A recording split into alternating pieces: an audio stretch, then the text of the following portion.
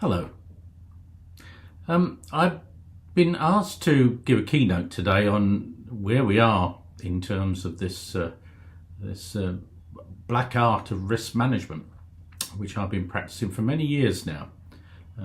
The background to this is I've been working with the board recently where I've been encouraging them to improve the information they get for the decision making, but two new directors have come in and said, well, we need to see the organisation's risk register because we need to know what risks we face, and also we need a risk appetite statement for the company because we need to know if these risks are acceptable or not. And I said, well, let's try and understand why you need these things. They said, well, everybody else has them, all the other boards that we're on have them, therefore we need them here.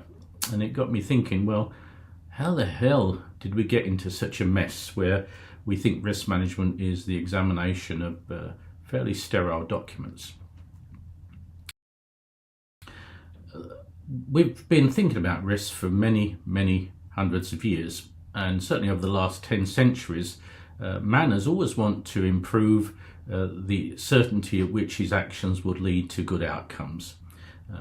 But underlying that is the fact that there is always a trait that we like to gamble. Obviously we don't like to lose, but we like to gamble. We like the excitement that gives us, but we do fear the unknown. We fear the things that we don't really understand, but we do try and use the past to influence our decisions in the future. We try and understand what happened and therefore predict what will happen in the future. From my perspective, we've ended up in a hell of a mess. Confusion about what risk management is, what is its purpose, where did it come from, how it can be delivered in an organisation. All these things are confusing to many people. And our real customers, the normal people I would call them, who are not involved in the profession, really don't know how we can help them. In fact, often we're just seen as a compliance activity or an administrative overhead. And as a result, often our work is marginalised and rarely appreciated, and maybe sometimes that's correct. I mean, even amongst ourselves, we can't agree on foundational words like risk and risk management. What do they actually mean? There are as many definitions of risk as there are people. Well, I'll talk later about the international standard on risk management, but if you actually look in at standards, the International Standards Organisation, you'll find there are over 50 definitions of risk in an organisation that's supposed to create standardisation throughout the planet. And of course, jargon and confections and special artifacts related to the management of risk abound and proliferate each year, all driven by what I call the belief system, the risk management belief system. So how we ended up making what is fundamentally a quite simple concept into something that's very complex and, for most people, very difficult to understand.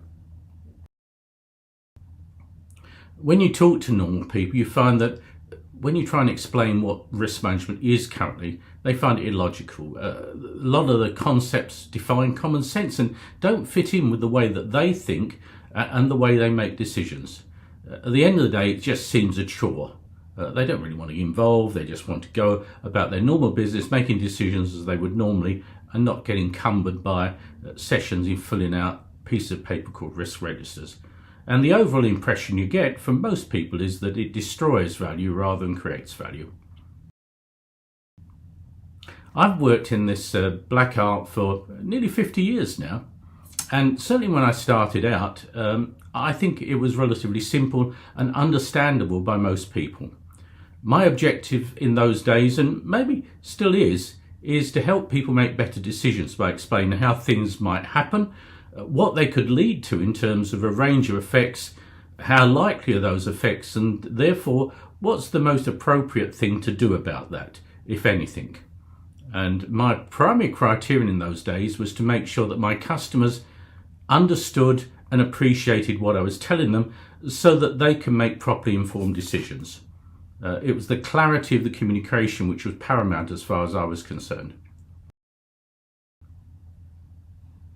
And before the 1980s, I think we were largely on course. Risk in those days was concerned with the likelihood that some defined effect would be experienced